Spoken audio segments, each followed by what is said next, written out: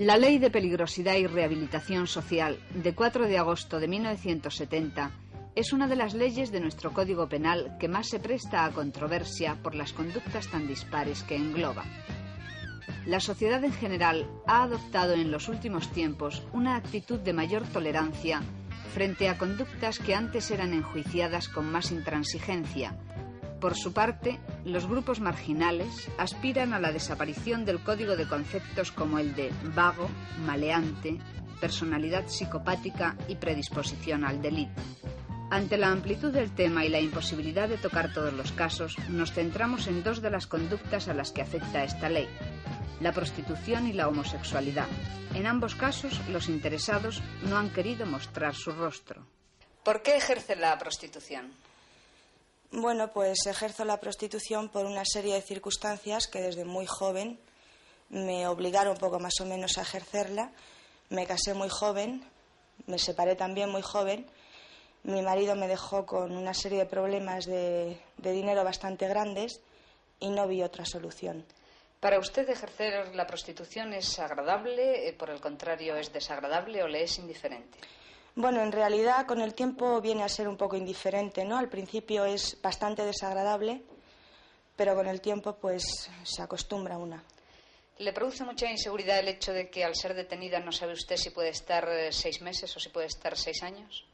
Por supuesto que sí, muchísima inseguridad y una serie de temor, un temor grandísimo y muchos problemas. ¿Ha sido detenida en alguna ocasión? Sí, 4 veces. ¿Se ha escapado usted en alguna ocasión? Bastantes veces, todas las que he podido. ¿Ha estado en algún centro de rehabilitación especial? Sí, he estado cumpliendo un arresto en la cárcel aquí en Madrid, en Yeserías. ¿Cree usted que por el hecho de perseguir la prostitución esta va a desaparecer? No, ni muchísimo menos. La prostitución es algo que ha existido siempre y existirá hasta que se acabe el mundo, supongo. Sea de tapadillo, como vulgarmente se dice, o si algún día llegara a aceptarse en España, o existirá siempre. Si usted hubiera podido estudiar o trabajar, ¿hubiese preferido ejercer una profesión distinta a la que tiene? Pues hoy en día pienso que no. Quizá cuando empecé en esto, pues sí, ¿no? Porque no sabía muchas cosas, pero hoy en día pienso que no. Porque creo que la mujer que trabaja hace lo que le apetece lo mismo que yo. ¿Es usted partidaria del control médico? Por supuesto que sí, me gustaría muchísimo que hubiera un control médico, pero muchísimo. Nuestro Código Penal, dentro de la rúbrica de los delitos contra la honestidad, contempla conductas de terceras personas en relación con la prostitución, como es la figura del rufián, hombre que vive de la mujer pública, y la del proxeneta o persona que facilita el local para el ejercicio de la prostitución. Sin embargo, aunque el ejercicio de la prostitución como tal no constituye delito, puede constituir conducta peligrosa, a la cual se puede aplicar una medida de seguridad que lleva aparejada la privación de libertad de hasta 5 años.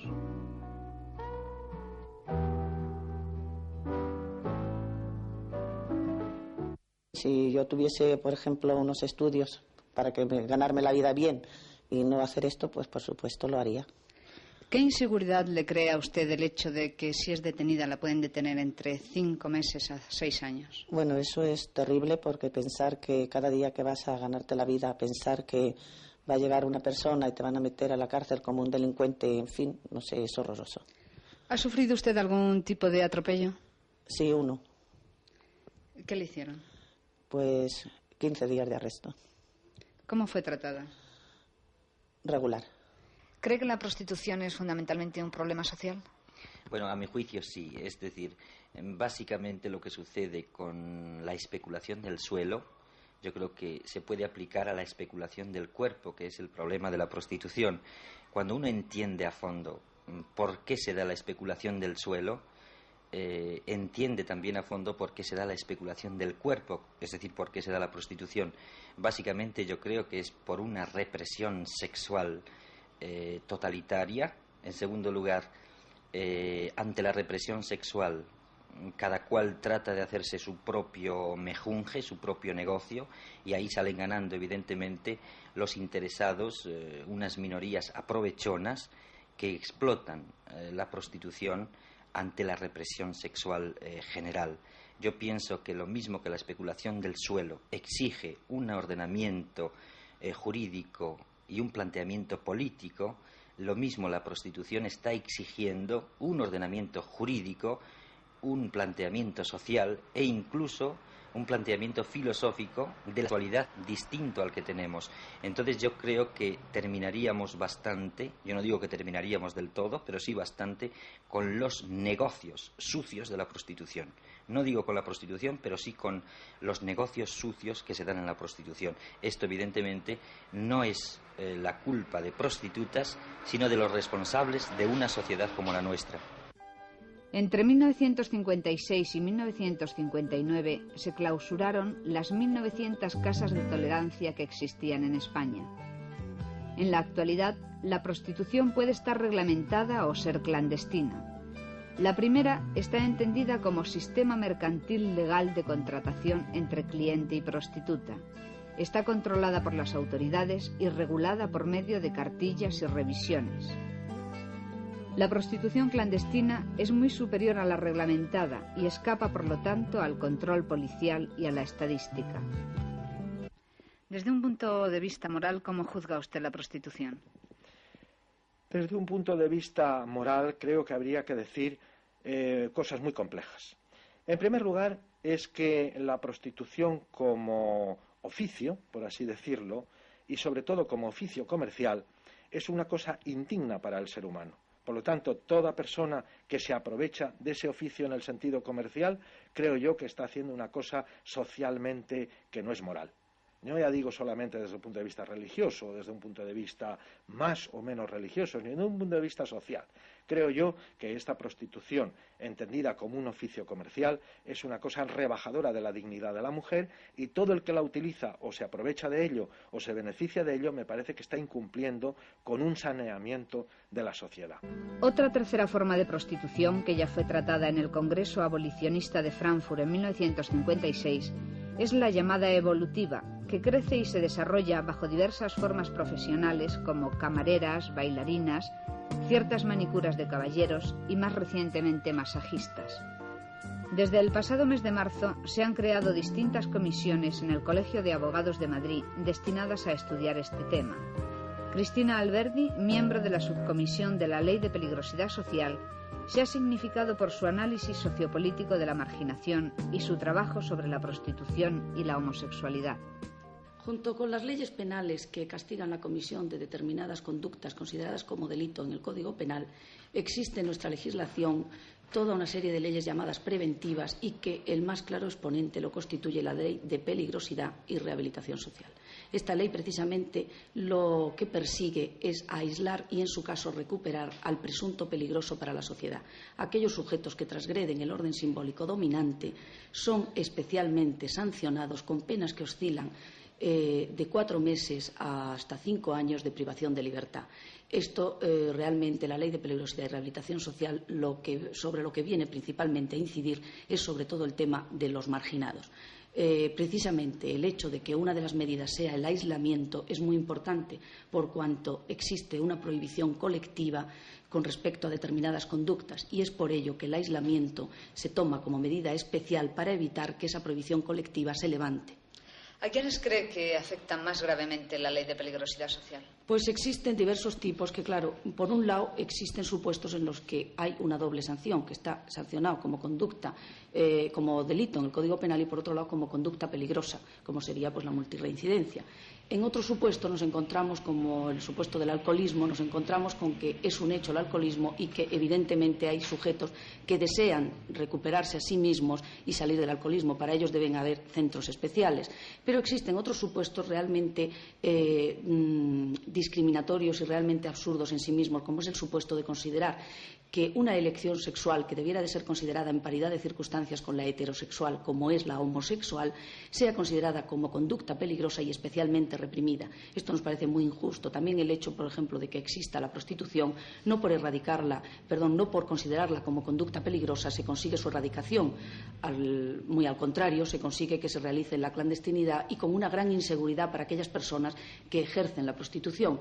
Y a mayor abundamiento yo diría que existe una clara discriminación con respecto a la mujer o el hombre, en su caso, que ejerce la prostitución, pero como de todos es sabido, es especialmente la mujer la que la ejerce. Hay, como digo, una clara discriminación en el punto de que se considera que la mujer incide en una conducta peligrosa cuando ejerce la prostitución y no así el hombre que usa de esa prostitución, que si realmente es una conducta peligrosa, tanto debiera de considerarse conducta peligrosa para la mujer que la ejerce como para el hombre que usa de ella. Igualmente están incluidos en la Ley de Peligrosidad Social los que promueven la producción, tráfico o comercio de material pornográfico, los que realizan actos de exhibicionismo, los mendigos habituales y los que viven de explotar menores, enfermos, lisiados o ancianos, los ebrios habituales y los toxicómanos, los que promueven o realizan tráfico de drogas y fomentan el consumo de las mismas. La homosexualidad es tan antigua como el hombre, pero no en todas las culturas ni en todas las épocas se ha enjuiciado con los mismos criterios. El pueblo griego, por ejemplo, tenía un concepto distinto de la afectividad y del amor que el impuesto por la tradición judeocristiana, que entremezcla las ideas de pecado y delito. La homosexualidad está igualmente perseguida por la Ley de Peligrosidad Social, por lo que las personas que nos hablan a continuación no quieren ni pueden mostrar su rostro. Son militantes del Movimiento Democrático de Homosexuales y de la agrupación Mercurio. ¿Qué es para usted la homosexualidad? La sexualidad yo creo que no se puede definir como de una forma parcelada. Yo creo que forma parte del individuo y es una forma de comunicación interpersonal. La parcelación de heterosexual, homosexual o bisexual yo creo que son fruto de una manipulación de una sociedad hipócrita y represiva para la que la única forma de sexualidad es la reproductora de la especie. Todo lo que se produce al margen empieza por considerarse pecado y al final acaba siendo castigado por el poder vigente. Todas las relaciones sexuales que se llevan a cabo fuera de la institución de la familia constituyen una ley desde la masturbación hasta el adulterio, hasta cualquier forma de homosexualidad. Yo creo que la sexualidad es un impulso natural del ser humano y yo creo que todo ser humano tiene derecho a ejercer libremente su sexualidad con quien crea conveniente, con el único límite del respeto a la libertad de los demás. ¿Por qué la sociedad tradicionalmente ha reprimido la homosexualidad? Bueno, yo creo que esto es bastante duro y en realidad bastante claro. Me parece que todos sabemos un poco por qué. Yo pienso básicamente que la sociedad siempre ha reprimido la sexualidad general. No la ha tenido en cuenta, no la ha tolerado, no la ha permitido y entonces la homosexualidad la ha reprimido mucho más, la ha castigado mucho más por considerarla como algo anormal, algo perverso, algo vicioso, algo pecaminoso y en definitiva yo diría algo poseído por el demonio. Si la sexualidad normal es un lujo, y esto es muy claro, la sociedad clásica ha considerado a la sexualidad como lujuria, no la ha visto como lujo, no la ha visto como placer, como contento, como agrado, la ha castigado, la ha reprimido. De ahí que el homosexual o la persona homosexual que vive su sexualidad como lujo y no como utilidad, lógicamente haya sido siempre reprimida por la sociedad. Gay significa en inglés alegre y es la palabra con la que se define internacionalmente a los homosexuales. En Valencia, las Islas Baleares y Cataluña han surgido distintos grupos de liberación gay. En 1976 nace el Frente Homosexual de Acción Revolucionaria y otros grupos semejantes hacen su aparición en Málaga, el País Vasco y Navarra. En la Edad Media, la moral y el derecho llegan a formar un todo indisoluble en el que todo aquello que es pecado según la ley divina es delito según la ley positiva, por lo que empieza a castigarse y perseguirse la prostitución y la homosexualidad. En el siglo XV, los homosexuales eran castrados, colgados por las piernas hasta que morían y quemados. ¿Se nace con una sexualidad determinada? Yo, en mi opinión y en la opinión de la sexología, es decir, de las ciencias sexológicas que hoy podemos utilizar, yo creo que el ser humano no nace ni homosexual, ni heterosexual, ni con mucha actividad sexual ni con poca, nace sexuado. Ahora bien, a medida que va creciendo, que se va haciendo hombre o mujer, va definiéndose el modo concreto de ser sexuado y el modo concreto de manifestar su sexualidad. No se nace con una sexualidad, se hace a medida que el ser humano va creciendo, va evolucionando. ¿Con qué otros grupos marginales se solidarizan los homosexuales? Bueno, generalizando, podemos decir que nos solidarizamos con todos los grupos que luchan por la liberación sexual y en concreto con aquellos que están sometidos y penalizados por la Ley de Peligrosidad y Rehabilitación Social, como son los grupos de liberación de la mujer, que están llevando a cabo una lucha similar a la nuestra. Sus opresores son los mismos que oprimen a los homosexuales, la ideología machista dominante. También nos solidarizamos con los presos comunes. Algunos de ellos son presos por el mero hecho de tener o sospecharse que tienen una conducta homosexual que va, evidentemente, contra las normas de la moral dominante. Con el objetivo de unir a todos estos grupos en una lucha que es en parte común a todos ellos, se ha creado hace unos meses en Madrid la Coordinadora de Grupos Marginales, y de la que forman parte, aparte de los grupos feministas, los comités de apoyo a COPEL, grupos de liberación homosexual y otros grupos tradicionalmente marginados con los que, por supuesto, también nos solidarizamos.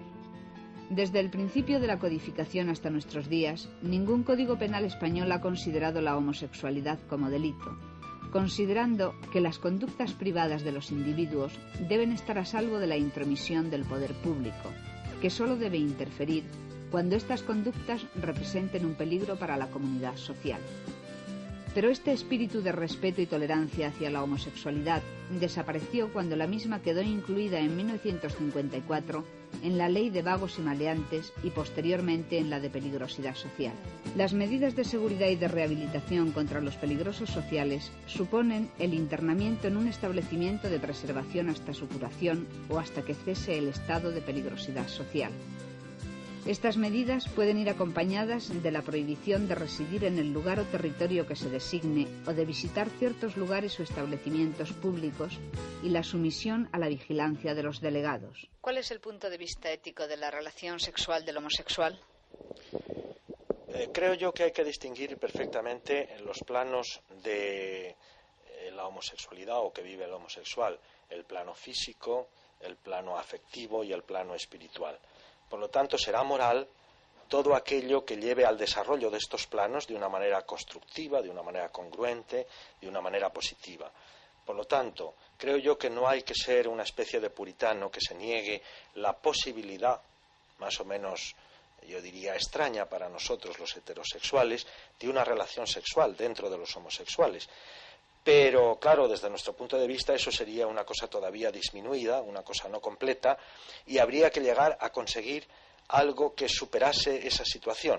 Creo yo que para superar esa situación puramente fisicista habría que desarrollar los otros planos, los planos sobre todo afectivo y espiritual, y entonces obtendríamos quizás no una solución totalmente moral, pero al menos un desarrollo de los elementos de la amistad, de los elementos del espíritu, que pudieran, por así decir, hacer menos negativo todo el resto del contexto físico que hubiera en la homosexualidad.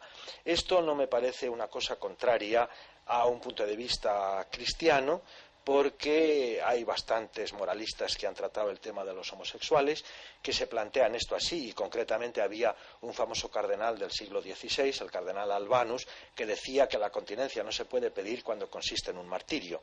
Pues esto es lo que podría ocurrir en algunos casos y por lo tanto no habría que rasgarse las vestiduras. ¿Cuáles son las reivindicaciones a corto y largo plazo?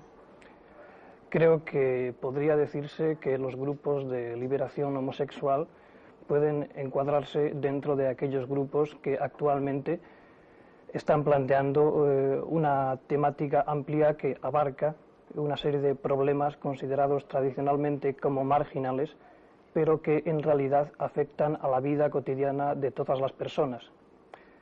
Como objetivo fundamental y a más largo plazo, nosotros pretendemos conseguir una libertad sexual que esté basada fundamentalmente en la consideración y en la práctica de la sexualidad como básicamente una fuente de placer y no como un medio de reproducción, que es como ha sido considerada tradicionalmente.